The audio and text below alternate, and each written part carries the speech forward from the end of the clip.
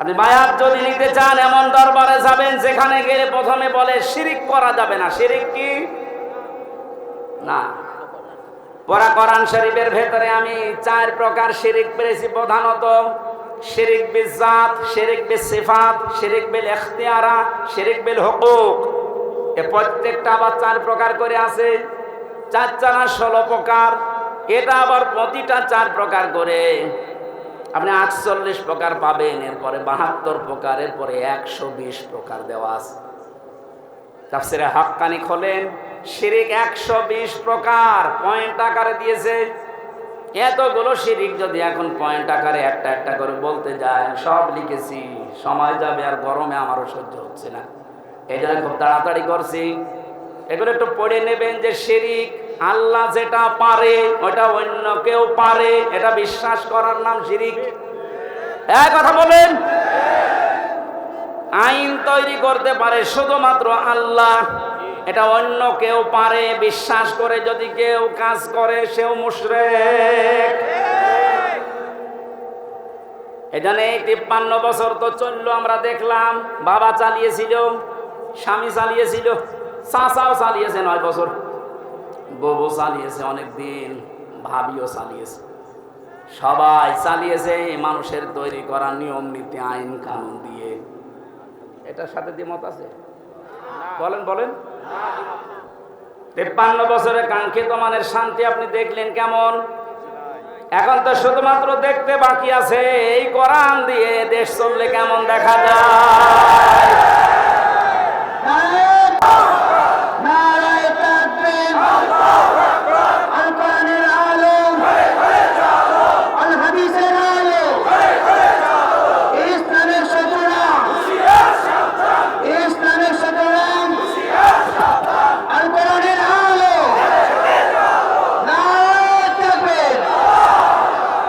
বিসমিল্লাহির রহমানির রহিম।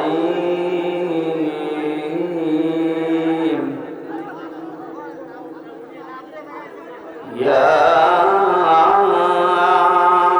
আইয়ুহান নাবিয়্যু ইযা জাআকাল মুমিনাত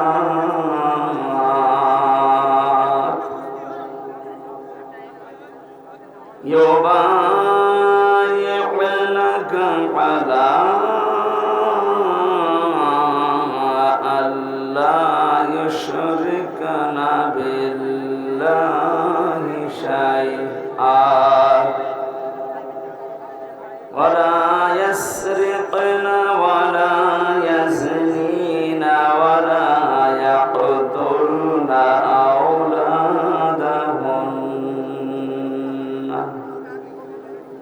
ولا يأتينك ببهتان يفترينه بين أيديهن وأرجلهن ولا يعصينك في معروف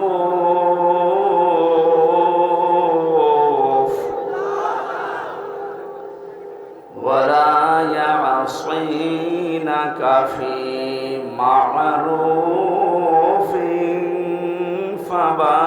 فبايعهن واستغفر لهن الله إن الله غفور رحيم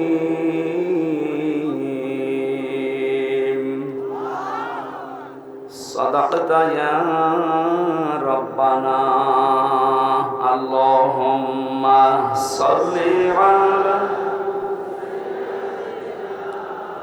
مولانا محمد وعلى آل سيدنا مولانا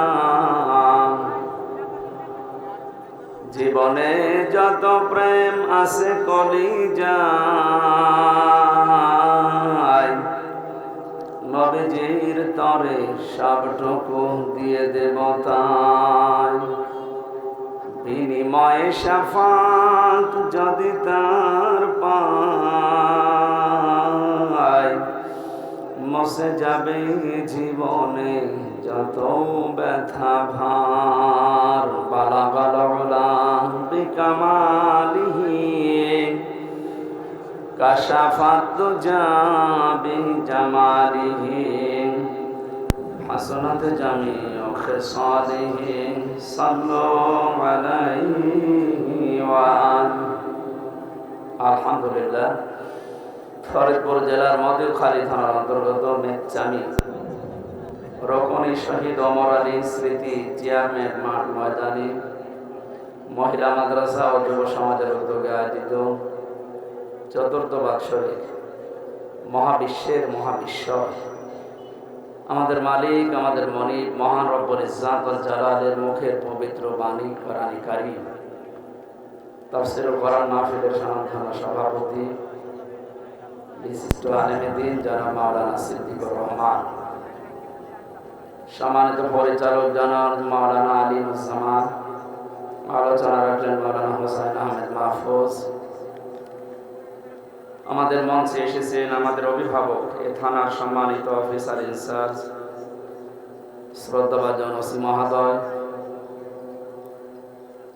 প্রশাসনের ওপরে যে ভুল ধারণাটা এখনো পর্যন্ত মানুষের কাটছে না, এটা দ্রুত যেন কেটে যায়, কারণ এটা থাকলে ওনারা স্বাভাবিকভাবে কাজ করতে পারবে না। মুসলিমীয় কিছু মানুষের অপরাধের জন্য আজ পুরা পুলিশ প্রশাসনটা জনগণের কাছে কালার হয়ে গেছে। যে মানুষগুলোর কারণে এগুলো হচ্ছে তাদেরকে শাস্তির আওতায় আনে, এই মানুষগুলো তো সাধারণ। এনাদের ওপরে আজ যে ক্ষোভটা, রাগটা, আমার বাড়ির নিচতলায় একটা পুলিশ ভাড়া ছিল, 5 তারিখের পরে যে কোথায় গেছে আল্লাহ জানে, আর সে জানে, আর আসে না। কি অবস্থা গেল! আল্লাহ রাব্বুল আলামিন দ্রুত এর সমাধান যেন আমাদেরকে এনে দেন, স্বাভাবিক অবস্থায় যেন আমরা ফিরতে পারি। কারণ ওনাদের খালি দোষই আমরা অনেকে দেখি, ভালো কাজও আছে। 24 ঘন্টা ডিউটি এই পৃথিবীতে আমার মনে হয় কোনো শ্রেণী বিভাগের লোক যদি করে সেটা পুলিশ। অন্যান্য কর্মজীবনে যারা আছে তাদের সর্বোচ্চ 8 ঘন্টা 10 ঘন্টা করে ডিউটি করা লাগে, আর ওনাদের কোনো 8-10 নেই, 24 ঘন্টায় ডিউটি। ঘুমিয়ে আছে যদি সাইলেন্ট বাজে দে, ওই অবস্থায় ঢুকবে। জানে আমার যতটুকু বাস্তবতায় আমি দেখেছি, ওনাদের সাথে আমি অনেক মিশেছি। শুধু ফরজ কাজগুলো যদি প্রশাসনের মানুষগুলো করতে পারে, ফরজ যেগুলো আছে, আমার মনে হয় যে দায়িত্ব পালন করে তারা, পুরাটাই তাদের এটা আল্লাহ ইবাদত হিসাবে লিখে নেবে। কয়েকদিন আগে যশোরের শ্রদ্ধাভাজন এসপি স্যার উনি ঘোষণা দিয়েছেন, পুলিশের এই চাকরি আমি জান্নাতে যাওয়ার মাধ্যম হিসাবে নিয়েছি। অনেক দামি কথা। এরকম মন মানসিকতা বাংলাদেশে এখন প্রশাসনে যারা আছে প্রত্যেকের ভেতরে যেন আল্লাহ দান করেন। আর ক্যান্সার যেগুলো, এই যে 3 ইঞ্চির মতো, এটা আসলে একটা ক্যান্সার।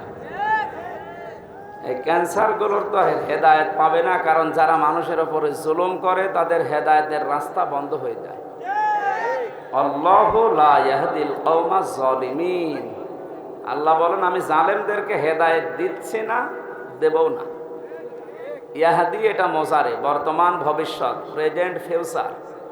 এই জন্য যারা জুলুম করেছে এই মানুষগুলো আল্লাহর হেদায়েত থেকে, জান্নাত থেকে আপনি বঞ্চিত। আপনার দুনিয়াও শেষ, আখেরাতও শেষ। দুনিয়া তো আপনার শেষ হয়েই গেছে, আপনি টের পাচ্ছেন। আর আখেরাত যে কত ভয়ঙ্কর জালেমদের জন্যে। জালেমরা হামজার মামলার আসামি না, এটা সরাসরি আল্লাহর মামলার আসামি। কথাটার ওজন টের পাচ্ছে, অনেক বেশি লোড এটা। আল্লাহ পাক বলেন ইন্নামাস সাবিলু আলাল্লাযিনা ইয়াযলিমুনান নাস।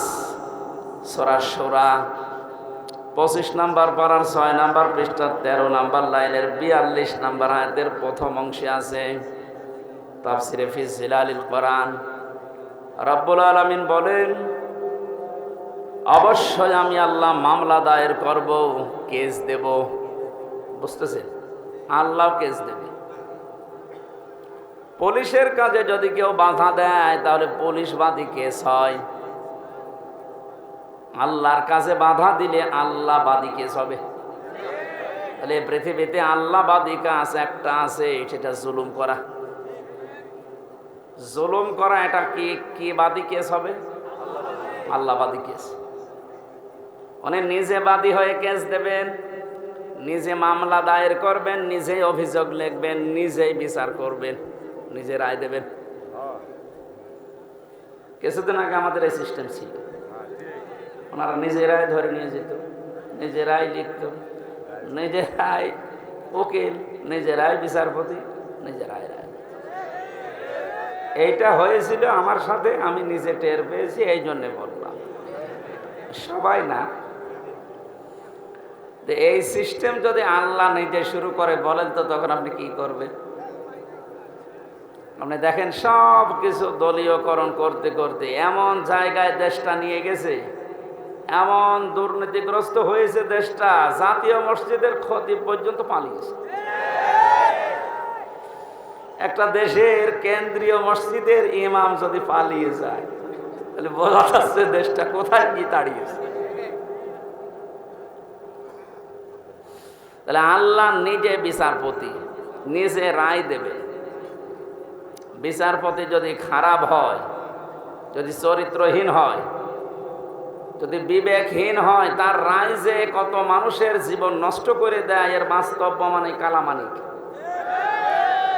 আল্লাহ এমন ধরা ধরেছে বিসি পর্যন্ত নেই। আমার মনে হয় পৃথিবীর ইতিহাস তৈরি করে দিয়ে গেল এই লোকটা। ক্ষমতা যখন পেয়েছিল এবং দালালি যখন করত, মনে হতো যে কি না কি হয়ে গেছে। আর এক একটা কথা সবগুলো ইসলামের বিরুদ্ধে, আলেম ওলামাদের বিরুদ্ধে। আল্লাহ এমন ধরা ধরেছিলেন, পৃথিবীর ইতিহাসে আমি এত অপমান কাউকে হতে দেখিনি। কলার পাতা শুয়েও পার পায়নি। শেষে বেশিটা গেল উড়িয়ে, এখন আপনি টের পান। অবস্থা ভালো না। আজকে দেখলাম মনে হয় আজরাইল দেখা করেছে, মনে হয় বিদায় নেবে। এটা তো গেল দুনিয়ার শাস্তি। আল্লাহ বলেন জালেমদের বিরুদ্ধে যেহেতু আমি নিজে মামলা দায়ের করব, ওটা যে কি করব, আমি কি রায় দেব কেউ জানে না। ওয়ালা তাহসাবান্নাল্লাহা গাফিলান আম্মা ইয়ামালু যালিমুন। হে নবী, আপনি কি মনে করেন যে জালেমদের সম্পর্কে আমি কোনো খোঁজ রাখি না? সবচাইতে বেশি খোঁজ রাখি জালেমদের বিষয়ে। ওদেরকে শুধু ছাড় দিয়েছি। ইন্নামা নুমলি লাহুম লিয়াজদাদু ইসমা। আমি আল্লাহ ওদেরকে ওদের পাপের পরিপূর্ণ করার জন্য ছাড় দেয়, যে নাই যত বাড়বে বাড়, তোর পাপ যেন একেবারে পূর্ণতা পায়। বাস্তবতা আমরা এটাই দেখলাম, অনেকের পাপ একেবারে পরিপূর্ণ হয়ে গেছে। হাজারো মানুষের জীবন নষ্ট করার কারণে আল্লাহর আরশ পর্যন্ত কেঁপে গেছে।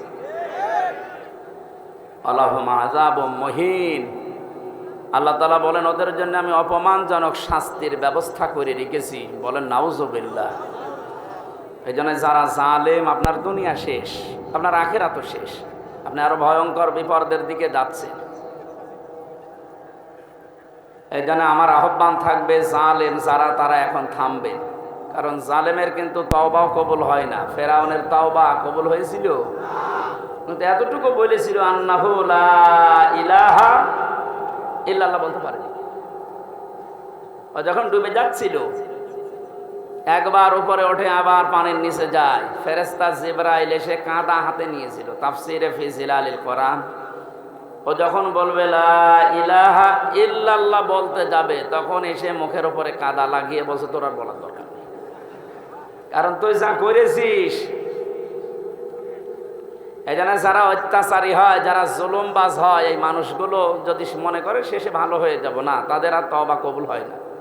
কারণ তাদের পাপের কারণে তারা শেষে ডুবে মরে। এই যে মহিন শব্দটা আছে বলা, কোরআনের প্রতিটি শব্দ কিন্তু 100% সত্য, না 98%। আলাহুম আযাবুম মুহিন, তাদের জন্য আমি অপমানজনক শাস্তির ব্যবস্থা করে রেখেছি। ফির দুনিয়া ওয়াল আখিরাত, দুনিয়া এবং আখিরাত। প্রশ্ন আসতে পারে, তারা তো কিছু কিছু মানে, নামাজও পড়ে, রোজা রাখে, দান সাদগাও করে। হ্যাঁ, এবার শুনি, সূরা বাকারা প্রথম নাম্বার পারার 12 নাম্বার পৃষ্ঠার 7 নাম্বার লাইনের 85 নাম্বার আয়াতের মাঝের অংশে আছে, আফাতুমিনুনা বিবাযিল কিতাবি ওয়া তাকফুরুনা বিবাযি ফামা জাযাউ মান ইয়াফআলু যালিকা মিনকুম ইল্লা খিজিয়ুন ফিল হায়াতিদ দুনিয়া। আল্লাহ পাক বলেন, কোন মানুষ যদি পৃথিবীতে আমার কোরআনের কিছু মানে আর কিছু বাদ দিয়ে দেয়, আমার মনে হয় সারা বিশ্বের যতগুলো দেশে ঘুরলাম, অন্যান্য দেশে যারা কাফের তারা আসলেই কাফের। আমাদের যে 96% মুসলিম, আমরা অন্য আর যাই করি আল্লাহ একজন আছে এটা তো বিশ্বাস করি, এই 96% মানুষেরা কি কথা বলে, 4% নয় বাদ দিলাম। এই মানুষগুলোর ভেতরে আল্লাহর এই আয়াতটা 100% আমার মনে হয় মিলে যায়। কিছু মানি আমরা কোরআনের, কিছু জানার পরও অস্বীকার করি, অহংকার করে মুখ ফিরিয়ে চলে যাই। এটা যদি কোরআনের সাথে কারো আচরণ হয়, আপনি নামাজের কথা বললে খুব ধীরস্থিরভাবে শোনেন, মেনে নিতে চান, রোজার কথা বললে খুব ভালোভাবে শোনেন, মেনে নিতে চান। নামাজ যেমন ফরজ, রোজা যেমন ফরজ, আল্লাহর কোরআন দিয়ে ইউনিয়ন থেকে সংসদ চলবে, এইটাও ফরজ। নাকি এইটা রাজনীতি? কে বলেছে আপনাকে রাজনীতি? আপনার নামাজে যদি জান্নাতে নিয়ে যায়, আপনার রাজনীতি জাহান্নামে নিয়ে যাবে। তাহলে এটা ঠিক করা লাগবে না? কিছু বললে আপনি শুধু রাজনীতি বলে উড়িয়ে দেন। আরে ভাই, আমি তো কোরআনের চোখ লাগিয়ে দেখতে পাচ্ছি আপনি জাহান্নামে যাচ্ছেন। এটা যদি শুধু দুনিয়ার সাথে সম্পর্কিত হতো, আল্লাহর কসমে যে কোরআন আমি বলতাম না। এটা যেহেতু সম্পর্কিত আখিরাতের সাথে, এই জন্য আপনাকে আমি সতর্ক করছি, আর আপনি নিয়েই এসেছেন জানার জন্যে। আর আমি 2টা সিস্টেম বলছি। কিয়ামতের ময়দানে আল্লাহ পাক যখন বিচারের ব্যবস্থা করবেন, বিচারের প্রথম ধাপে আল্লাহ দুনিয়ার মানুষকে তার সামনে ডাকবেন স্রেফ একা একা। আমি আমার ঈমান থেকে কথা বলছি, যারা শুনছেন নিজের মনে করে শুনবেন যে প্রত্যেকের জন্য একই কথা। প্রতিটি মানুষ যখন আল্লাহর সামনে দাঁড়াবে, স্রেফ কয়জন করে? আরো জোরে বলো না। অনেকে ছড়িয়েছে না কিয়ামতে অনেক বাবা, অনেক দাদা লক্ষ লক্ষ মুরিদ নিয়ে উঠবে, এটা দাহা মিথ্যা কথা। সূরা মারিয়াম 16 নাম্বার পারা 10 নাম্বার পৃষ্ঠার 15 নম্বর লাইনের 95 নম্বর আয়াত, এটা শেষ নাম্বার রুকুতে আছে। এটা আছে ইবনে কাসিরের ভেতরে। নাকি আরো দলিল দেওয়া লাগবে? হ্যাঁ, আরো দলিল দেবো নাকি? আর তো দলিল নেই কোরআনের উপরে। আর দলিল আছে? আল্লাহ পাক বলেন, প্রতিটি মানুষকে আমি আল্লাহ কিয়ামতে আমার সামনে বিচারের জন্য ডাক দেব প্রথম ধাপে একা একা। কয়জন করে? কেউ থাকবে না আপনার সাথে। একটু নিজের দিকে মিলান তো এই বাস্তবতাটা। আপনি নিজে দাঁড়িয়ে আছেন আল্লাহর সামনে, আল্লাহ এবার জিজ্ঞাসা করবে, হামজা 2024 সালের আগস্ট মাসের 31 তারিখ পর্যন্ত তোরে মাফ করে দিলাম, যা। শুধু সেপ্টেম্বরের 1 থেকে 6 তারিখ, এই 6 দিনের হিসাব দিয়ে তুই জান্নাতে চলে যা। ফরিদপুরবাসী, আমার যতটুকু বাস্তবতা আমি যা দেখতে পাচ্ছি, আমার যা ঈমান আমল আছে, আমার তো এই 6 দিনের হিসাব এখনো জোগাড় করা সম্ভব না। আপনারা পারবেন না?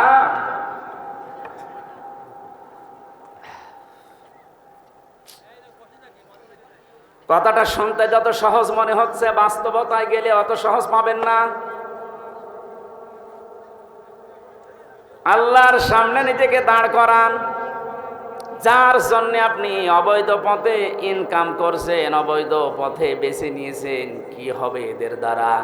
কোরআনে কারীম সতর্ক করছে, লান তানফাকুম আরহামুকুম ওয়ালা আওলাদুকুম ইয়াউমাল কিয়ামাহ। ইয়াফসিলু বাইনাকুম ইন্নাল্লাহা আল্লাহু বিমা তা'মালুনা বাসীর। সূরা মুমতাহিনার 2 নম্বর আয়াতে আছে লাং তানফাকুম, এটা 3 নম্বর আয়াত। মজারের আগে যদি লান আসে অর্থ হয় কখনো সম্ভব না। এখানে অনেক আলেম বসে আছে, এই যে লাং তানফা নাফা ইয়ানফাউ, এটা মজারে, এর আগে লাং দিয়েছেন। আল্লাহ নিজে গ্যারান্টি দিচ্ছেন কখনোই সম্ভব না, কখনোই উপকার করতে পারবে না। তোমাদের সম্পদ আদি, তোমাদের সন্তান আদি কিয়ামতের ময়দানে কেউ তোমার উপকারে আসবে না। আল্লাহর এই কথাটা যদি আমরা 100 ভাগ বিশ্বাস করতাম, এই দেশে হাজারো মানুষের অবৈধ ইনকাম বন্ধ হয়ে যেত। আমরা ওই যে কিছু ভাষা বিশ্বাস করি, এই জন্য আমাদের অবৈধ পথ বন্ধ হয় না।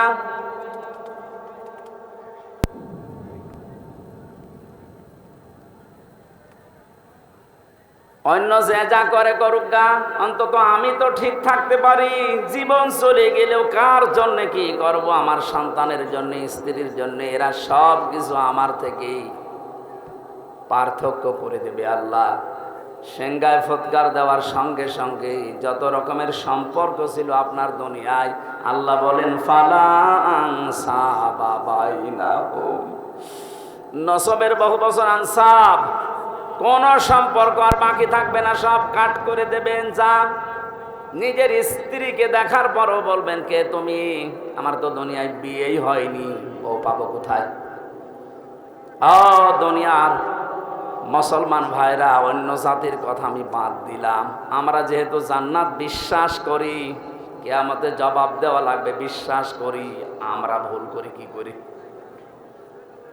আমাদের সাবধান থাকা লাগবে, আমি যেন জবাবটা ঠিক করতে পারি। এখনই যদি আপনার চোখ বন্ধ হয়ে যায়, বাড়ি পর্যন্ত যেতে পারবেন না। এখান থেকে হয়তো তাড়াতাড়ি বাড়িতে নিয়ে রাতটা পার করতেও দেবে না। ধোয়ানোর পরে জানাজা দিয়ে বলবে যান কবরে দিয়ে দেন। রাতের বেলা থাকলে ওরে আবার পাহারা দেওয়া লাগবে, জিন আসতে পারে। কোথায় আছি আমরা? আপনি একটু নিজের দিক সত্যি করে ভাবেন তো। দাঁড়িয়ে আছেন আপনি, সত্যি বলে বলেন, নিজে ভাবেন আপনি সত্যি কি পারবেন এই 50, 60, 70 বছরের হিসাব দিতে? আমার তো 6 দিনেই ভয় লাগছে, আপনি 60 বছর পারবেন কি করে? 1 গ্লাস পানিরও হিসাব যদি আল্লাহ নেওয়া আরম্ভ করে, বিশ্বনবী বলেছেন কেউ জান্নাত পাবে না। আল্লাহ যদি দয়া করে বলে যা মাফ করে দিলাম, তাহলে আপনি মাফ পাবেন। তো ওনার তো মাফ পাওয়ার জন্য কয়েকটা গুণ দুনিয়ায় আপনার ওর ভেতরে থাকা লাগবে। ওই কথাগুলো আজকের তেলাওয়াত কি তো আয়াতে আছে। আল্লাহ আমার জন্য গফুর হবেন, ক্ষমাশীল হবেন, দয়াশীল হবেন, মেহেরবান হবেন। কখন? নবীজিকে দিয়ে আল্লাহ বলিয়েছেন। ওই কথাগুলো আজকে তাফসীর আকারে আমরা যেন শুনে মেনে চলতে পারি, বলেন আমিন।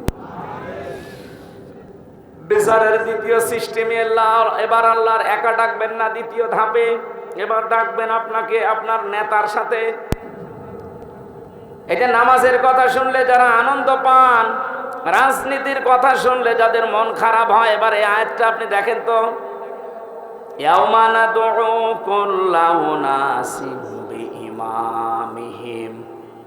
সূরা বনী ইসরাঈলের 72 নম্বর আয়াতের প্রথম অংশে আছে আল্লাহ পাক বলেন কিয়ামতে প্রতিটি মানুষকে বিচারের দ্বিতীয় ধাপে এবার আর একা ডাক দেব না, প্রত্যেকটি মানুষকে ডাকবো তার নেতার সাথে। কার সাথে? এই জবাব দেন। আগে নেতা, ইমাম, এরপরে কর্মী। আপনি ভাবেন তো, যার আদর্শ মেনে আপনি রাজনীতি করেন, যাকে আপনি ভোট দেন, যার পেছনে স্লোগান দেন, যার কাছ থেকে টাকা পয়সা খান, এই লোকটা কিয়ামতে আপনার সামনে থাকবে, আপনি পেছনে। ওর যে চেহারা, ওর যে সুরাত সিরাত, আপনি নিজেও জানেন যে চরিত্র কি। আপনার চাইতে আল্লাহ ভালো জানে না? বলেন বলেন। তাহলে এই লোকটা যদি সামনে থাকে আপনার, আপনি পেছনে, ওরে দেখেই তো আল্লাহর রাগ হয়ে যাবে, আপনার পর্যন্ত যাবে। এইরকম লোকের পেছনে থেকে যদি আল্লাহ আপনাকে দেখে কি হবে বলেন? আমার মনে হয় আপনি ধরা খাবেন। অবশ্য ঠিক, তার মানে তো ধরা খেয়ে বসে আছে।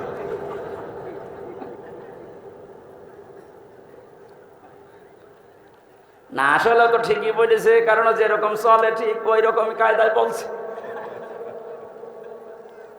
আমরা যেন ধরা না খাই এই জন্যই তো সতর্ক করছি।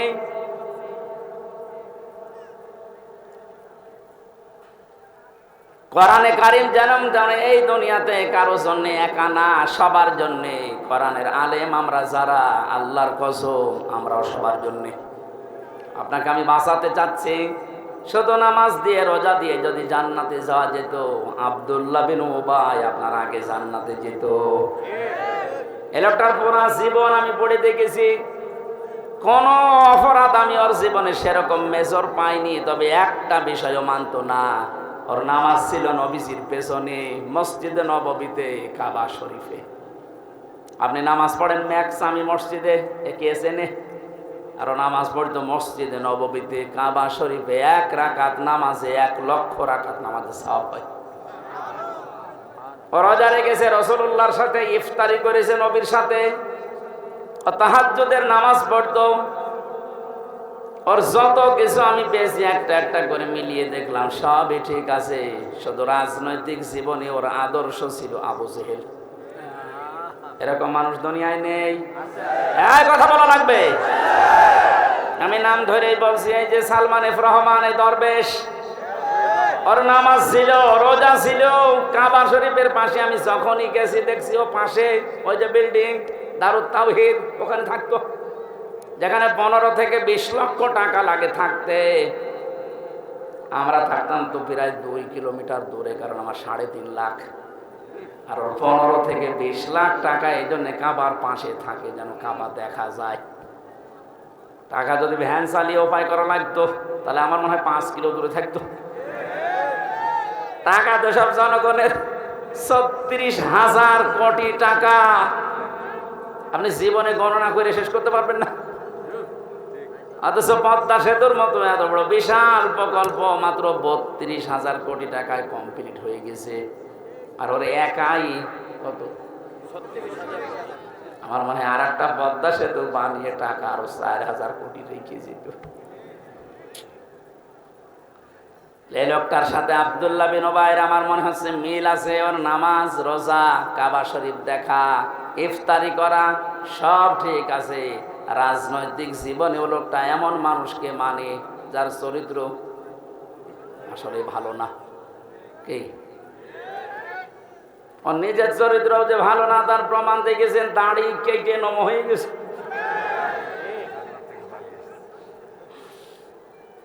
প্রশাসনের লোক যখন ধরতে গেছে, ওরা কিন্তু চিনতে পারে নাই। আর একটা ছিল নমক, আইনের চেয়ারে বসে শুধু বেআইনি কথা বলতো।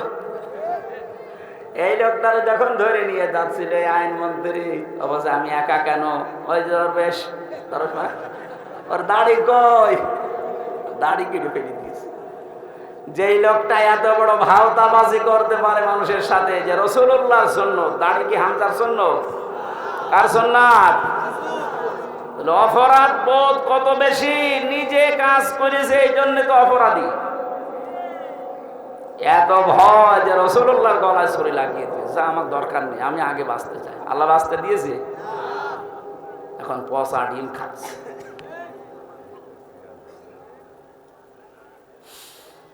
ফরিদপুরবাসী, যেহেতু আপনি বুঝেই ফেলেছেন কিয়ামতের ময়দানে দ্বিতীয় ধাপে আপনাকে আল্লাহ আপনার নেতার সাথে ডাকবে, সুতরাং এমন মানুষের পেছনে থাকা লাগবে যাকে দেখলে আল্লাহ রসুলের কথা মনে হয় এবং যার কর্ম এবং বাস্তবতা রাসূলুল্লাহর সাথে মিলে যায়।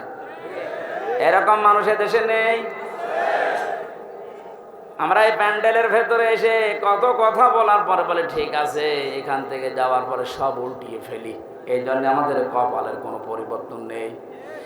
এবার আর ভুল করা যাবে না। কি কথা বলেন না কেন? এবারও যদি ভুল করেন আবার পেছিয়ে যাবেন।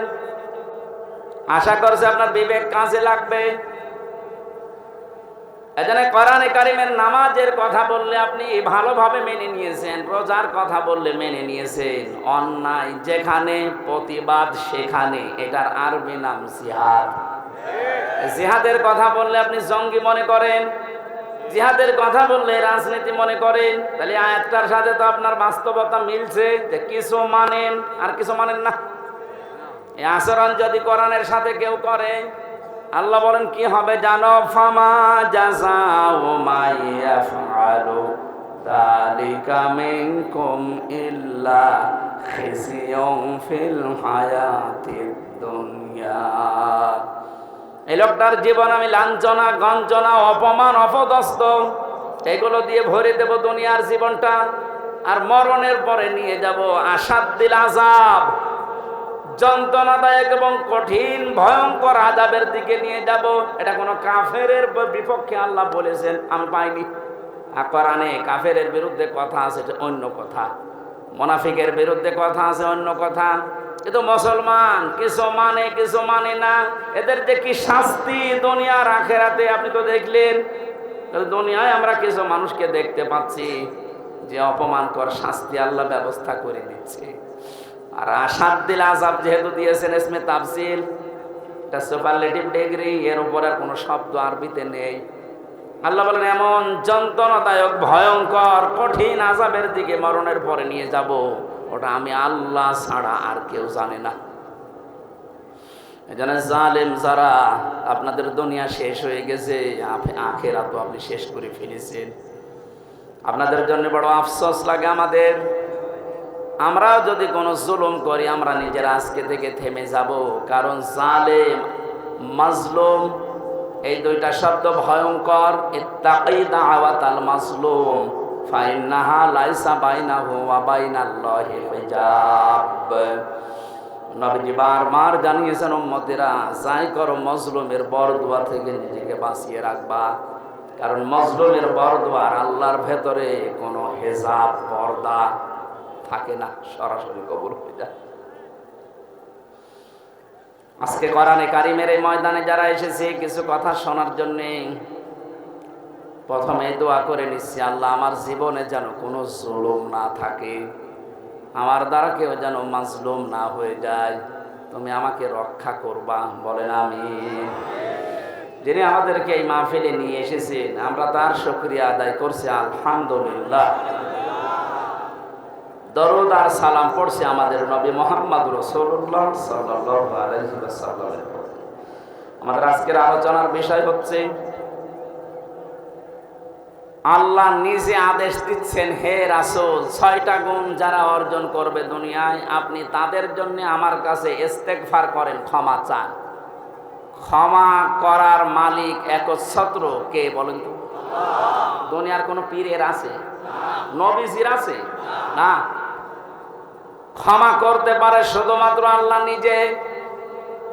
ফাসাব্বিহ বিহামদি রাব্বিকা ওয়াস্তাগফির, আপনি ইস্তেগফার করেন আল্লাহর কাছে, তার তাসবিহ তাহলিল আদায়ের মাধ্যমে আপনি ইস্তেগফার করেন। ইন্নাহু কানা তাওয়াবা, কারণ তিনি তাওবা কবুলকারী, ইস্তেগফার কবুলকারী।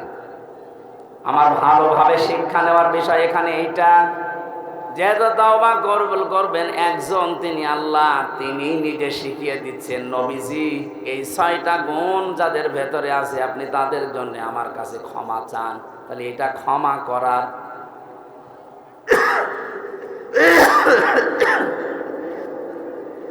আয়াত থেকে বোঝা যাচ্ছে আল্লাহ এই 6টা গুণ বিশিষ্ট মানুষদেরকে ক্ষমা করবেন বলে জানিয়েছেন। আমাদের এখন বুদ্ধিমানের কাজ হবে এই 6টা গুণ দুনিয়া থেকে অর্জন করে তারপরে বিদায় নেওয়া। কথা বলেন না কেন? আসুন আমরা দেখি আমাদের ভেতরে এগুলো আছে কিনা। সূরা মুমতাহিনা 12 নম্বর একটা মাত্র আয়াত পড়েছি। মুমতাহিনা শব্দের শাব্দিক অর্থ হচ্ছে পরীক্ষিতা নারী। কি নারী? যারা পরীক্ষা দিয়ে উত্তীর্ণ হয়ে গেছে। এই পৃথিবীতে বহু নারীর জীবনী আমি পড়েছি, সর্বোত্তম জীবনী আমার কাছে 6 জনের মনে হয়েছে। এই মানুষগুলো পরীক্ষা দিয়ে উত্তীর্ণ হয়ে তারা জান্নাত অলরেডি আল্লাহ পেয়ে গেছে। তার ভেতরে 1 নম্বরে হযরতে আসিয়া। হযরতে আসিয়া আলাইহিস সালাম এত বেশি পরীক্ষা দিয়েছিলেন তার ঈমানের উপরে টিকে থাকতে গিয়ে। পৃথিবীর মানুষরা যদি হিসাব করে, হিসাব মিলানো সম্ভব না। শুধুমাত্র ঈমানের উপরে টিকে থাকতে গিয়ে হাতের ভেতরে তিনি পেরেক লাগিয়ে দিয়েছে তার নিজের স্বামী। পায়ের ভেতরে পেরেক লাগিয়েছে, মাথার উপরে গরম তেল ঢেলে দিচ্ছে, কপালের ভেতরে শলাকা লাগিয়েছে। এ কঠিন অবস্থায় হযরতে আসিয়া দেখলেন আল্লাহ পাক জান্নাত জিবরাইলকে দিয়ে পাঠিয়ে দিয়েছে। তিনি জান্নাত দেখলেন, ডাক দিয়ে বললেন ইদি ক্বালাত রাব্বি বনিলি ইনদাকা বাইতান ফিল জান্নাতি ওয়া নাজ্জিনি মিন ফিরআউনা ওয়া আমালিহি ওয়া নাজ্জিনি মিনাল কওমিজ যালিমিন। হযরতে আসিয়া ডাক দিয়েছেন, রব্বুল আলামিন তুমি আমার জন্য জান্নাতের ভেতরে একটা ঘর বানিয়েছো, এভাবে না তৈরি করি তুমি যেখানে আছো ওই জায়গায় একটা ঘর আমার জন্য বানিয়ে দাও, যেন সব সময় তোমারে আমি দেখতে পারি। হযরত আসিয়া 2 নম্বর কথা বলেছিলেন, ওয়ানাজ্জিনি মিন ফিরআউনা ওয়া আমালিহি ওয়ানাজ্জিনি মিনাল কওমিজ যালিমিন। এই মেয়েরা আসেনি, একটু খেয়াল করবেন। এবার সম্মানিত মা বোনেরা, অনেক বেশি ভালোবাসি আপনাদেরকে, আমি চাই না আপনারা জাহান্নামী হয়ে যান। তাকান, পরীক্ষিতা নারী কাদেরকে বলে, কি পরীক্ষা তিনি দিয়েছিলেন। এত বড় কঠিন মুসিবত, বিপদ, এত বড় বিশাল শাস্তির ভেতরে হযরতে আসিয়া তিনি তার স্বামীর জন্য বরদোয়া দেননি। তিনি বলেছিলেন, মাবুদ তুমি যা দেখতে পাচ্ছ আমার স্বামী লোক দিয়ে এরকম অত্যাচার করাচ্ছে এবং নিজে অত্যাচারে শামিল, তুমি আমাকে এই অত্যাচার থেকে বাঁচাও, কিন্তু আমার স্বামীর উপরে তুমি রাগ করো না। ও বাংলার মা বোনেরা, এদেশে পুরুষ নির্যাতন, নারী নির্যাতন করলেই মামলা হয়ে যায়, পুরুষ নির্যাতনের কোনো মামলা নেই। আমি জেলখানায় 3টা বছর থেকে অনেক কিছু দেখেছি। এখানে 100 ভাগের প্রায় 60 ভাগ লোক শুধু এই দাম্পত্য কলহ নিয়ে জেল খাটতেছে। মেয়েদের এই ছোট মনের কারণে পেরে ওঠে না, সে প্রত্যেকে কি হুজুর বলেন আর কি খেজুর বলেন। এদের এই মানুষগুলো যদি একটু মন উদার করতো, আমার মনে হয় পরিবারে আমাদের শান্তি আরো ফিরে আসতো। বাস্তব দেখেছি যে জল্লাদটা এখন আছে, আগে তো শাহজাহান ছিল, ও মারা যাওয়ার বের হয়ে মারা গেছে, এখন নতুন একজন দায়িত্ব পেয়েছে, ইলিয়াস, চট্টগ্রামে বাড়ি। লোকটাকে একদিন বললাম, ভাই কি অবস্থা বলেন তো। আমার বলছে, হুজুর আমার এখন 35 বছর বয়সে আমি জেলখানায় এসেছি, এর 17 বছর ছিলাম আমি সৌদি আরবে, আর আমার এখন ফাঁসির আসামি আমি। আমার যদি এখন যাবজ্জীবন হয়ে জেল খাটা লাগে, কমপক্ষে 22 বছর জেলে থাকা লাগবে। 35 থেকে 17, এরপরে 22, হিসাব করে দেখেন 74 বছর হবে। কত? 74 বছর বয়সে লোকটা জেলখানা থেকে বের হবে। খুব বড় অপরাধ করে গেছে না, পুরা জীবনে আমি শুনেছি যে কি কি করতেন। সৌদি থেকে 17 বছর পরে বের হলাম, দেশে আসার পরে বিয়ে করলাম।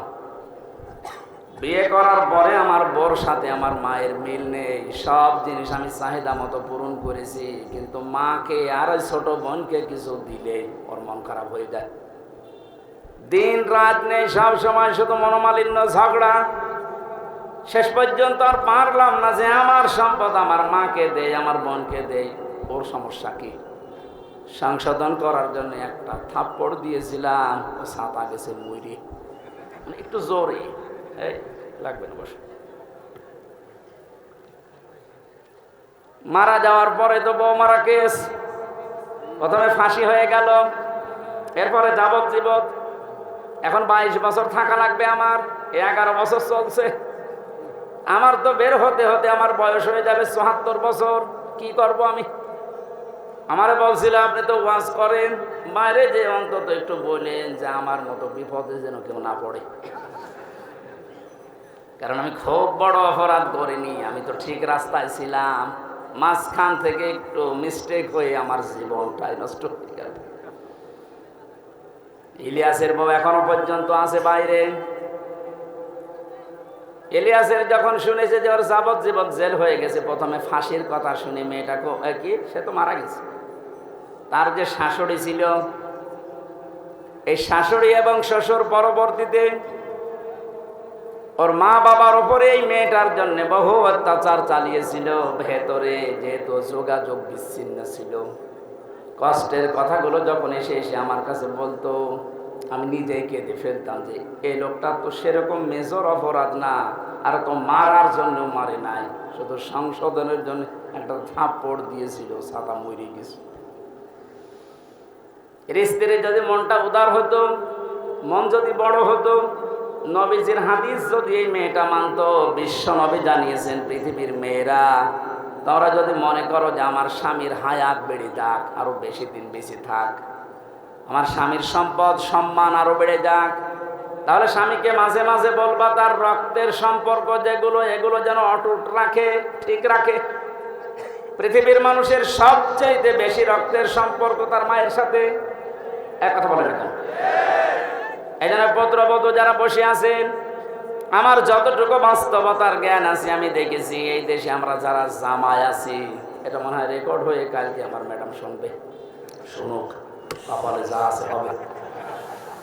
আমরা জামাইরা যেভাবে আমাদের শাশুড়িকে শ্বশুরকে যেইভাবে দেখি, যেই নজরে দেখি, আর যেভাবে আচরণ করি, বউগুলো যদি তার হাত আমার মা বাবার সাথে, আমাদের মা বাবার সাথে ওইটা করতো, এই দেশে কোনো ছেলে আলাদা হওয়া লাগতো না। একটু বেশি বলে ফেললাম নাকি? ঠিক মানে 100 ভাগ ঠিক। আপনি অনেকে মনে করেন আমি নামাজ পড়ি, রোজা রাখি, আমি কালো বোরকা পরে বাজারে যাই, আমি জান্নাত পাবো না। মানে কিসের জান্নাত? আপনি তো মানুষের অধিকার নষ্ট করেছেন, আপনি একটু উদার হতে পারেন না? কি করবেন আপনি সম্পদ বেশি নিয়ে? এই মেয়েটাকে খারাপ করার পেছনে ওই মেয়েটার মা আর ওর বড় বোন ওখান থেকে শুধু বুদ্ধি দেয়, তাড়াতাড়ি আলাদা হয়ে যা, আরামে খেতে পারবি।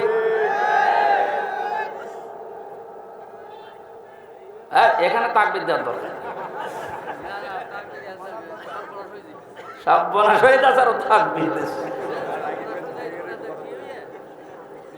যেহেতু পয়েন্টটা এসেছিল, মা বোনেরা হাতে পায়ে ধরে বলছি আপনাদেরকে, বাঁচতে যদি চান, 4টা যে ফরজ কাজ আছে তার ভেতরে কিন্তু স্বামীর সেবা, স্বামীর মন জয় করা আপনি পারছেন না। শয়তানের ধোকায় হোক, হ্যাঁ শয়তান তো বসে নেই, আপনাদেরকে জাহান্নামে দিতে চায়, এই জন্য স্বামীর গুরুত্ব আপনার মন থেকে তুলে দিয়েছে। অথচ নবীজি জানিয়েছেন, আমি যদি এই পৃথিবীতে আল্লাহ বাদে কাউকে সেজদা করার অনুমতি দিতাম, মেয়েদের কানে কানে বলতাম স্বামীর পায়ে সেজদা করো। কত দামি জিনিস, আর তাকে ধরে ধরে আপনি অপমান করেন, মারেন। আমি তাফসীর থেকে একটা পয়েন্ট লিখেছি, ইহুদিদের মেয়েদের ভেতরে স্বভাবগুলো আছে। আল্লাহর নবী জানিয়েছেন এই পৃথিবীর ময়দানে দাজ্জাল তার মিশন চালু করার জন্য 7টি কাজ করে যাচ্ছে, কিয়ামত পর্যন্ত এটা করবে। মেয়েরা যারা এসেছেন আপনারা যেন সাবধান হয়ে যান, এর জন্য বলছি। দাজ্জালের মিশন হচ্ছে 7টি। ওরা ইহুদিদের মেয়েদের যে গুণগুলো আছে এগুলো আমাদের ভেতরে প্রবেশ করাতে চায়। মহিলা প্যান্ডেলে যারা আছেন আপনি মেলাবেন, আমি তাফসীর থেকে তুলেছি। 1 নম্বরে আন্নানা। আন্নানা বলা হয় ওই সমস্ত মেয়েদেরকে যে মেয়েরা স্বামীকে বলে তুমি যা করবা সব আমার জন্যে, আর বাকি সব ডিলেট। এরকম মেয়েদের মন দেশে নেই।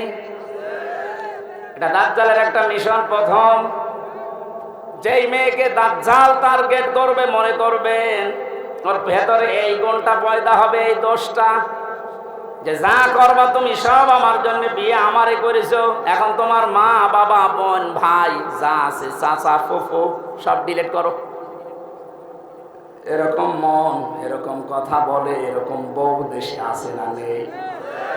আপনি বিশ্বাস করতে পারেন ওই মহিলাকে দাজ্জাল টার্গেট করেছে, ওকে জাহান্নামে নেওয়ার জন্য। 2 নম্বরে মান্নানা, যে মহিলা খালি খোঁটা দেয়, বাবার বাড়ির কথা তুলে মাঝে মাঝে স্বামীর মনে কষ্ট দেয়, খোঁটা দেয়, তুমি আমার চেনো, আমি চেয়ারম্যানের মেয়ে, আমার ভাই একটা মাস্তান। 3 নম্বরে হান্নানা, যে স্বামীর খেদমত করা দরকার এটা করে না, আর উল্টা খেদমত নেয়। যদি বলেন একটু আমি যে 8 ঘন্টা ডিউটি করে আসলাম, একটু পানি দাও, তুমি ডিউটি করেছ আমি কি বসেছিলাম? পানি নিজে ঢেলে খাওয়ার, আমার একটু ঢেলে দাও। 4 নম্বরে বেশি কান্নানা, অহংকারী, হয়তো সম্পদের, রূপের অথবা বংশের, সব সময় যারা অহংকার করে চলে শয়তানের টার্গেটে পরিণত হয়েছে। 5 নম্বরে বেশি হাত্তাকা, স্বামীর পছন্দের যারা গুরুত্ব দেয় না। নবীজি জানিয়েছেন বাজার থেকে যদি স্বামী কিছু নিয়ে আসে, পছন্দ যদি নাও হয়, সামনাসামনি কোনো কথা বলবা না। অথচ আপনি আপনার টার্গেট মতো, সমর্থ মতো এত কষ্ট করে একটা শাড়ি নিয়ে আসবেন, জীবনও ওর মনই পাবেন না। এরকম বউ আছে? কার হাত তোলেন তো? একজন।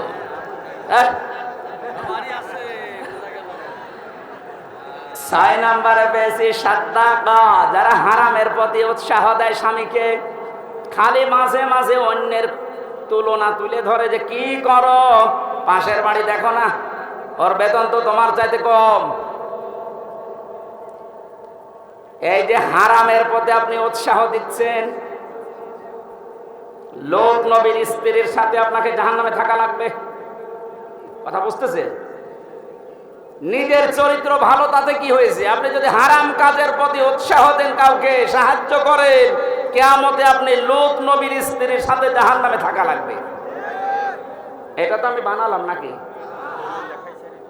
সূরা আরাফ 8 নম্বর পারার 20 নম্বর পৃষ্ঠা 3 নম্বর লাইনের 83 নম্বর আয়াত, তাফসীর থেকে বলছে আল্লাহ রাব্বুল আলামিন 2 জন ফেরেশতাকে পাঠালেন।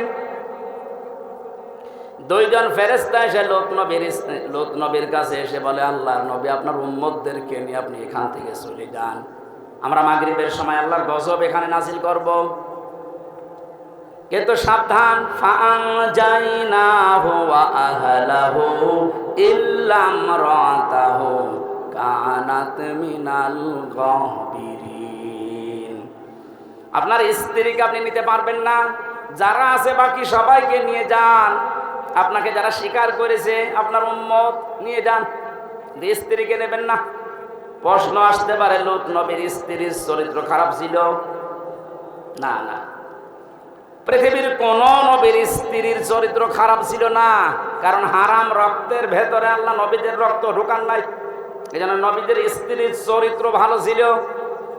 কিন্তু এই মহিলা চরিত্রহীনাও ছিল না, চরিত্র খারাপও ছিল না, তো তলে তলে চরিত্রহীন মানুষদেরকে সাপোর্ট করত। ওই জামানায় একটা গণা ছিল, পুরুষে পুরুষে জেনা, মহিলা মহিলায় জেনা করত, ওইটাও সাপোর্ট করতো, নিজে করতো না, শুধু সাপোর্ট করতো।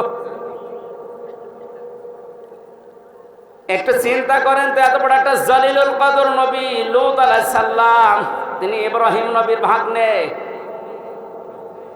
এত বড় নবীর ভাগিনা, নিজে নবী, তার স্ত্রী নবীর স্ত্রী হওয়ার পরেও নিজের চরিত্র খারাপ না, চরিত্রহীনাও ছিল না, শুধু হারাম কাজ যারা করে তাদেরকে সহযোগিতা করতো, সাপোর্ট করতো, ভালোবাসতো, যে ঠিক আছে। এইটা করার কারণে আল্লাহ তাকে বললেন, ছেড়ে দাও, ওকে আমি জাহান্নামের, ওকে গজব নাজিল করে ধ্বংস করে জাহান্নামে দেব। আর রাজবাড়ি ফরিদপুরবাসী অনেকেই মনে করছে আমার নিজের চরিত্র তো ভালো, আমি কোনো অন্যায় কাজে যাই না, কিন্তু এমন মানুষকে সাপোর্ট করে যার চরিত্র ভালো না। এ দেশের কথা বলছি না, এক কথা বলছি না। মা বোন যারা এসেছেন, হযরতে ফাতেমাতুজ জোহরাকে আল্লাহ যে দুইটা কারণে জান্নাতের নেত্রী বানিয়েছেন মেয়েদের, তার এক নম্বরে কোনো দিন তিনি স্বামীকে হারাম কাজে উদ্বুদ্ধ করেননি। না খেয়ে থেকেছেন 3 দিন পর পর। আপনি সহ্য করতে পারবেন? 3টা দিন মানে 72 ঘন্টা না খেয়েছিলেন নবীর মেয়ে, তারপরও স্বামীকে দিয়ে কোনো হারাম কাজ করতে উদ্বুদ্ধ করেননি। আর আপনার কোনো অভাব নেই, এর বড় স্বামীকে দিয়ে বাম হাতের ইনকাম করান। আজকে একটা এসপির স্ত্রী তার স্বামীর বিরুদ্ধে নিজে মামলা দিচ্ছে। সম্মানিত মা বোনেরা, আমাদের হুঁশ হবে একদিন, যেদিন আজরাইল আসবে, ওই সময় হুঁশ হয়ে আর লাভ হবে না। এখনই হুঁশ করা দরকার। 7 নম্বরে বেশি বাররাক, এটা না বলাই ভালো। হ্যাঁ, বলে আমি মায়ের খাই। বাররাকা মানে এমন স্ত্রী যে স্বামীর গায়ে হাত তোলে। এই কথা বলছেন না কেন? এরকম মানুষ দেশে নেই? বহু পালোয়ান বাইরে বীর, ভেতরে যে ক্ষীর হয়ে যায়। এটা দাজ্জালের যে 7টা মিশন নারীদেরকে নিয়ে এখানে যারা এসেছে, এই মেয়েরা যেন এই মিশনে এই খপ্পরে না পড়ে, বলেন আমিন। এত বড় কঠিন মুহূর্তে হযরতে আসিয়া তার স্বামীর জন্য বরদোয়া দেননি। হ্যাঁ, তিনি বলেছিলেন, আল্লাহ তুমি আমাকে বাঁচাও, নাজ্জিনি মিন ফিরআউনা ওয়া আমালিহি ওয়া নাজ্জিনি, একালে করে টান আছে। তুমি আমার স্বামীর অত্যাচার এবং যাদেরকে দিয়ে অত্যাচার করাচ্ছে জালেমদের কবল থেকে তুমি আমাকে বাঁচাও, কিন্তু আমার স্বামীর উপরে তুমি গজব দিও না। এত বড় কঠিন মুহূর্তেও যদি বরদোয়া না দিতে পারে, আপনার কি হয়েছে? একটা সাবান কম হলে আপনি খোঁটা দেন, বরদোয়া দেন, উল্টাপাল্টা কথা বলেন। পরীক্ষিতা নারী হওয়ার জন্যে 28টা গুণ মেয়েদের অর্জন করা লাগে। সূরা নিসার ভেতরে ধারাবাহিকভাবে আল্লাহ দিয়েছেন। ইবনে কাসির তাফসীরটা মেয়েদেরকে পড়াবেন। আমার আজকের আলোচনার বিষয় ওইটা না, শুধু নামকরণটা বললাম। সূরা মুমতাহিনা শব্দের শাব্দিক অর্থ পরীক্ষিতা নারী। কি নারী? পরীক্ষিতা নারী। যে সমস্ত মেয়েরা পরীক্ষা দিয়ে পাশ করেছে, তাদের ভেতরে 6টা গুণ আপনি হে নবী দেখতে পাবেন। এরা যখন আপনার কাছে বায়াত নেবে বলে আসবে, তাদেরকে আপনি বলবেন, মেয়েরা এসেছিল নবীজির কাছে, এসে বলে, হে রাসূল, আমরা আপনার সাথে হাত মিলাতে চাই। ইবনে কাসির মুফাসসির বলেন, বিশ্ব নবী জানিয়েছেন, ওই সময় আমি মেয়েদের বেগানা মেয়ের সাথে হাত মিলাই না। অথচ বাংলাদেশে আমরা বহু পীরের নামে কলঙ্ক দেখছি, ওরা মেয়েদেরকে পর্যন্ত মুরিদ বানায়। কথা বলছেন? পুরুষের জন্য মহিলাকে মুরিদ বানানো, তার খেদমত নেওয়া জায়েজ আছে? বলেন বলেন। এগুলো যারা করছেন না বুঝে করছেন, আপনি থামেন। বিশ্বনবী জানিয়েছেন, হ্যাঁ, এই পৃথিবীতে 3টা জিনিস আমার কাছে সবচাইতে বেশি প্রিয় লাগে, ভালো লাগে।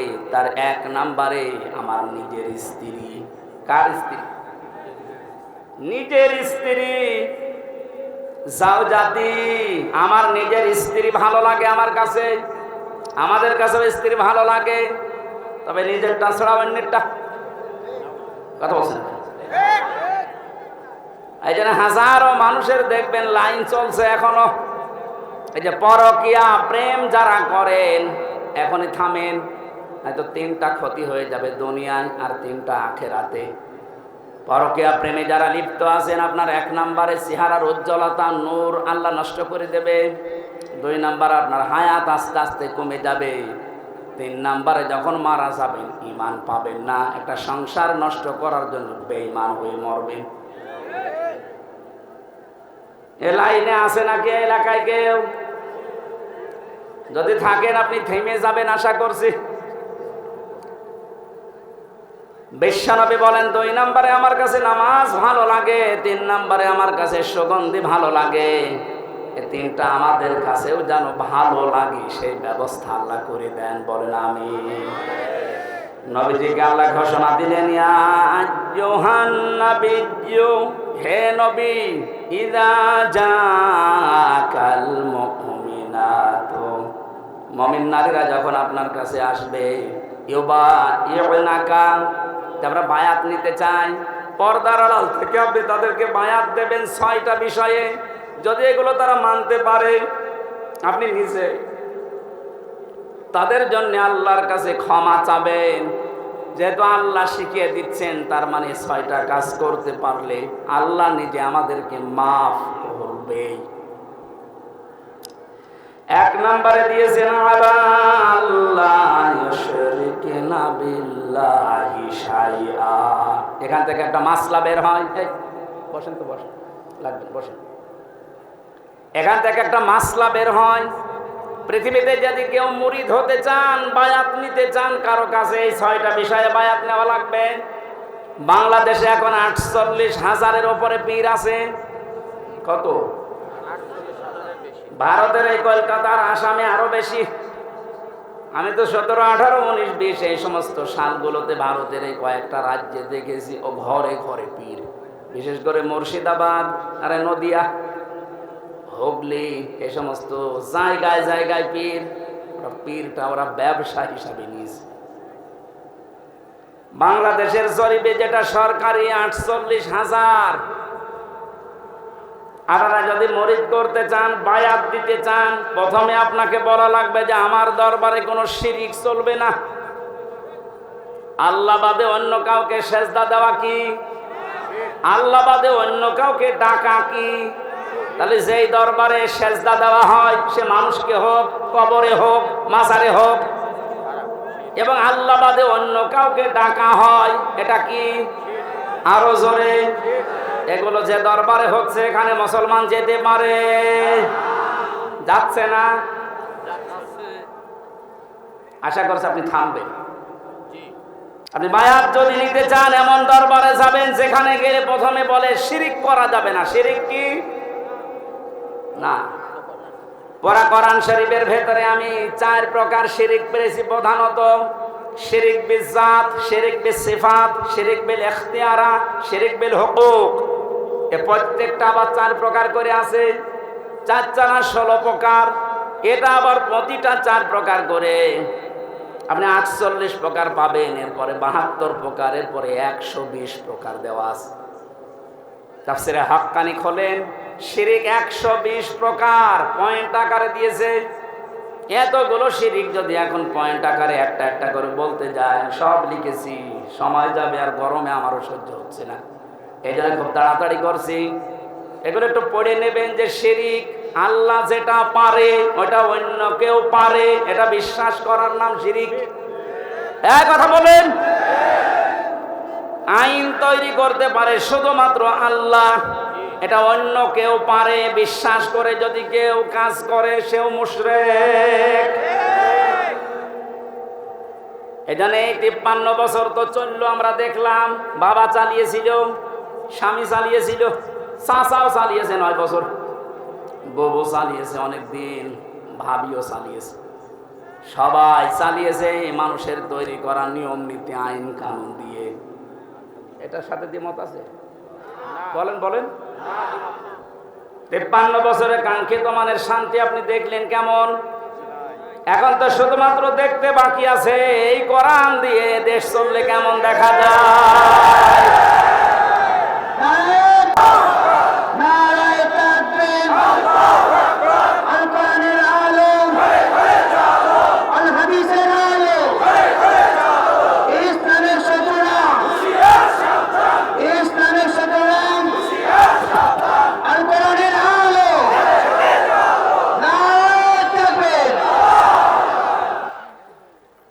আরে ভাই, আমরা তো দেখলাম যে 53 বছরে কি পারে কি পারে না, কেমন চলে। যেহেতু এটা বাকি আছে দেখতে, এটা তো দেখা যায় না।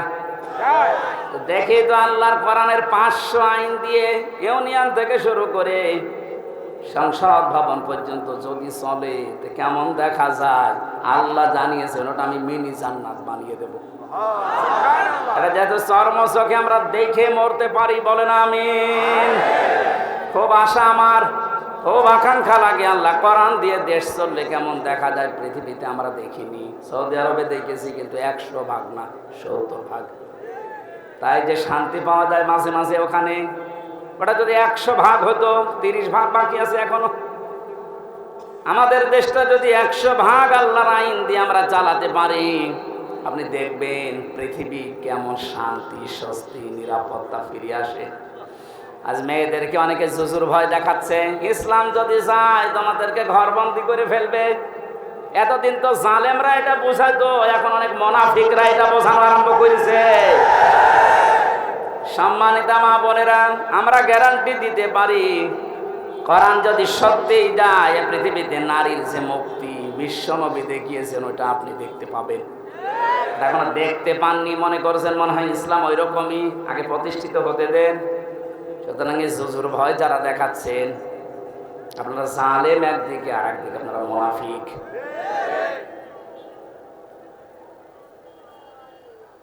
শিরিক যদি আমরা এখন শিরিক বিল জাত, শিরিক বিল সিফাত, শিরিক বিল ইখতিয়ারা, শিরিক বিল হুকুক এভাবে পয়েন্ট আকারে একটা একটা করে শুরু করি, আল্লাহ যেটা পারে ওইটা অন্য কেউ পারে বিশ্বাস করার নাম শিরিক।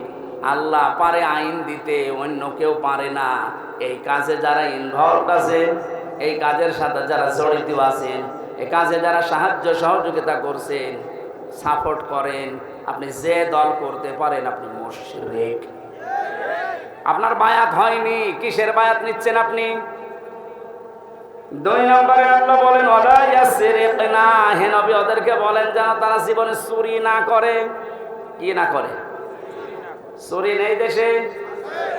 বেগম পাড়া এমনি তৈরি হয়, বাবার টাকা দিয়ে বেগম পাড়া বানাচ্ছেন, সব চুরি করা টাকা।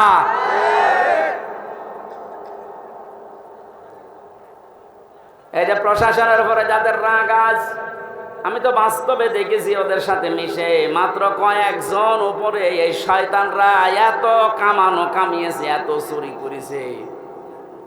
এখন আর এই মানুষগুলো রাস্তায় বের হতে পারছে না ওদের কারণে। আজকেও কয়েকটা লাইভ দেখেছি, এসআই এবং এএসআই কনস্টেবল সাধারণ যারা ডাক দিয়ে বলছে আমাদের নিজেদের অপরাধের জন্য যদি শাস্তি দিতে চান আমাদের দেন। আমরা তো হুকুমের দাস ছিলাম, উপর থেকে যে মানুষগুলো আমাদের জীবনটা এভাবে নষ্ট করে দিল, আজ আমরা স্বাভাবিক জীবনে যেতে পারি না। অবশ্যই তাদেরকে আইনের আওতায় এনে শাস্তি দেন এবং ওদের সম্পদগুলো সব বাঁচাতে পারেন। আমরা এটা চাই। বিশেষ করে এই যে মনিরুল, আমি নাম ধরে বলছি কারণ আমি ছিলাম কাউন্টার টেররিজমের এই মনিরুল, আসাদুজ্জামান, ডিসি মান্নান, হারুন তো শেষ হয়ে গেল, যেই কয়টা আছে এদের সম্পদগুলো আজ নেন, কারণ এগুলো একটা এদের বাবার সম্পদ না, সবগুলো জনগণের সম্পদ। আপনি বেতন কয় টাকা পান আমি জানি না, আমার দোলা ভাইও তো আছে, ওর সংসার চলে, আমার বাবার কাছ থেকে আরো টাকা নেই। যশোর থানায় আছে, সেও তো এসআই, কই তার তো বেতন চান, তার 2টা ছেলে মেয়ে নিয়ে সংসার চলতে চায় না, আমার বাবার কাছ থেকে টাকা নিয়ে চলা লাগে। তোমার বেতন নাই, তার চাইতে ডবল হইল না, হচ্ছে না। যে মানুষগুলো আছে সাধারণ মানুষকে উল্টাপাল্টা ধারণা না করে, উপরে যাদের নির্দেশে এগুলো হয়েছে বা হচ্ছে, বিশেষ করে এই চুরিদারি, এই অবৈধভাবে ইনকাম করা, এদের এই টাকাগুলো সব এখন রাষ্ট্রের কোষাগারে জমা নেই। যদি না দেয়, ওদের বউ ছেলে মেয়ে যেগুলো হারাম খেয়ে খেয়ে মানুষ হয়েছে, ওগুলো রাষ্ট্রের কাজে লাগান, দরকার ওদেরকে বিক্রি করে টাকা নেই।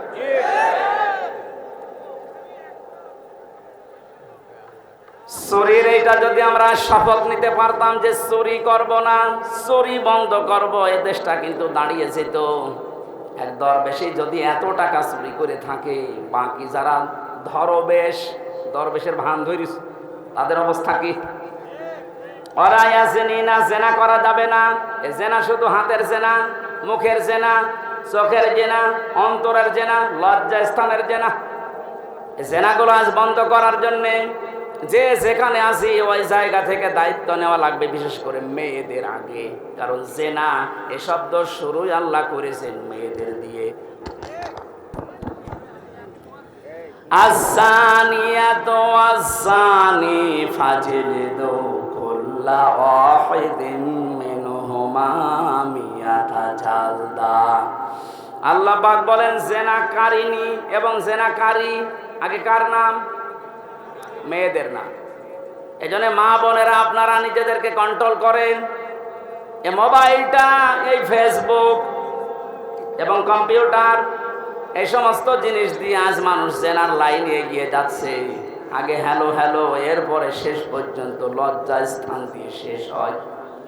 যে এলাকায়, যে দেশে, যে অঞ্চলে জেনা বেড়ে যায়, প্রকাশ্য হোক গোপনে হোক, ওখানে আল্লাহর 8টা গজব নাজিল হয়। কয়টা? এমন মহামারী রোগ আল্লাহ ছড়িয়ে দেয় যার চিকিৎসা পৃথিবীতে নেই। এজন্য আমরা সাবধান হব। আমাদের এই দেশটা, জেনা যেগুলো চলছে এগুলো কি করে বন্ধ করা যায়? নিজ উদ্যোগে, পারিবারিক ভাবে, সামাজিক ভাবে। আদ-দাজ্জুস লা ইয়াদখুলুল জান্নাহ। নবীজি জানিয়েছেন দাজ্জুস জান্নাতে যাবে না। দাজ্জুস বলা হয় ওই পুরুষকে যে তার মেয়েকে, যে তার বউকে, তার বোনকে, তার মাকে কন্ট্রোল করতে পারে না। ওগুলো আরো মানুষ দিয়ে দেখায়, শান্তি পায়। এই পৃথিবীতে একটা মাত্র প্রাণী আছে যে তার লজ্জা স্থান উল্টা করে মানুষকে দেখিয়ে আনন্দ পায়, তার নাম কুকুর। নাম কি? লজ্জা স্থান ঢেকে রাখার জন্য কিন্তু অনেক বড় লেজ আল্লাহ তাকে দিয়েছে, কিন্তু লেজ উল্টো করে দেখায়। কথা বলছেন না?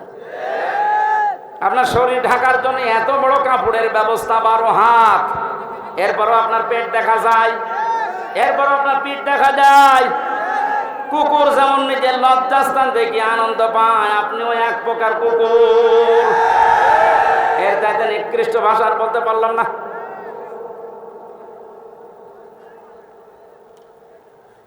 আশা করছি আপনি থামবেন। একটা মহিলা যদি বেপরদা, জেনা এই সমস্ত করার কারণে জাহান্নামী হয়ে যায়, কমপক্ষে 4 জন পুরুষ কিয়ামতের সঙ্গে নিয়ে যাবে। প্রথমে তার বাবাকে, এরপরে বড় ভাইকে, এরপরে স্বামীকে, এরপরে বড় ছেলেকে। আপনি বলেন তো, এক একজন মহিলা যেভাবে চলছে আজ, এভাবে যদি চলতে চলতে ওরা জাহান্নামে যায়, আমাদেরকে যারা 4 জনের নাম বললাম, হয়তো আমি কারো বাবা, নাই স্বামী, নাই বড় ভাই, নাই বড় ছেলে, জান্নাত পাওয়া সম্ভব হবে? এই জন্য কন্ট্রোল হবে। জেনার পরিবেশগুলো বন্ধ করা দরকার আস্তে আস্তে। আল্লাহ পাক বলেন ওয়ালা ইয়াকতুলনা ওয়ালাদাহুন্না, খাবারের ভয়ে সন্তানকে হত্যা করো না। এখানে কয়েকটা মাসলা বের হয়। আপনাদের মনে কষ্ট হয়ে যাচ্ছে নাকি? আমার তো কষ্ট হচ্ছে। আমার একটা ফ্যানের ব্যবস্থা যদি করতেন আগে থেকে, এই ঝামেলাটা হতো না। এখন ওইভাবে হয়, মানুষ একবারে একজন দাঁড়িয়ে দাঁড়িয়ে বাতাস দিবে। ওর জীবন না, ওরে বাতাস দিয়াবেন। ফ্যান দিলে কত থেকে ভালো। ওয়ালা ইয়াতিনা বিবহতানিন ইয়াফতারিনাহু বাইনা আইদিহিন্না, জেনে বসে কোনো মানুষ যেন একজনের উপরে অপবাদ চাপিয়ে না দেন, এই সিদ্ধান্ত নিয়ে, এই বায়াত নিয়ে আমার কাছে আজকে থেকে যান। এই গণাটা বাংলাদেশ সহ বিশ্বে এখন বহু জায়গায় আরম্ভ হয়েছে। কিচ্ছু জানে না যে লোকটা, আন্দাজে তার উপর একটা অপবাদ, দোষ চাপিয়ে তার জীবনটা ধ্বংস করে দেওয়া হচ্ছে। কথা বলে ঠিক কিনা? বহু ভুক্তভোগী মানুষকে আমি জেলখানায় পেয়েছি, একেবারে নিরপরাধ, কিচ্ছু জানে না ও বিষয়ে, আন্দাজে দোষটা চাপিয়ে তার সংসারও শেষ, তার জীবনটাও শেষ করে দিলেন। এই গুনাহ আপনি মাপ পাবেন না। অপবাদ দেওয়া থেকে আমাদের বিরত থাকা লাগবে। খুব মারাত্মক অপরাধ এটা, অপবাদ। 6 নম্বরে আল্লাহ বলেন ওয়ালা ইয়াসিনাকা ফি মা'রুফিন ফাবাই'হুন্না, কোন ভালো কাজ যদি আপনি আরম্ভ করেন, সেই কাজের বিরোধিতা যেন আপনার সাথে না করে। এটা আমরা কোনো ভালো কাজে আঞ্জাম দিলে দলমত দেখা যাবে না, ওই কাজে আঞ্জাম দেওয়া লাগবে। আজকে কোরআন প্রচার হচ্ছে বিনা দ্বিধায়, নির্দ্বিধায়। কোনো পারমিশন লাগছে? কোনো ঝামেলা আছে? এই ভালো কাজে আমাদেরকে সাহায্য সহযোগিতা করা, যতটুকু পারা যায় এগিয়ে আসা লাগবে। এই 6টা কাজ যদি কারো ভেতরে পরিপূর্ণ এসে যায়, আল্লাহ পাক বলেন নবী ফাবাইহুনাকা ফাবাইহুন্না, এই 6টা গুণ যারা অর্জন করে তাদের বায়াত আপনি গ্রহণ করেন। আর আমি আল্লাহর কাছে তাদের জন্য বলেন ওয়াস্তাগফির লাহুন্নাল্লাহ, আল্লাহ তুমি এদেরকে মাফ করে দাও। ইন্নাল্লাহা গফুরুর রহিম, অবশ্যই আমি আল্লাহ ক্ষমাশীল দয়াবান। জোরে বলেন সুবহানাল্লাহ। এই 6টা গুণ আমি সহ যারা এসেছি আমাদের বাস্তব জীবনে আল্লাহ যেন মেনে চলার তৌফিক দেন।